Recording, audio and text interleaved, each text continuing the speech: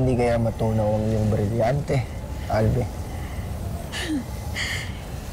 Hindi pa rin ako makapaniwala sa lahat ng mga nangyayari sa akin. Pero itong brilyante ko,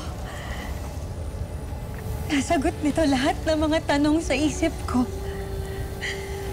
At ngayon masasabi ko na kilala ko na kung sino ako.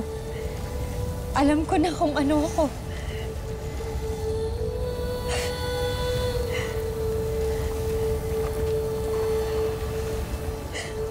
Maging ako man ay hindi makapaniwala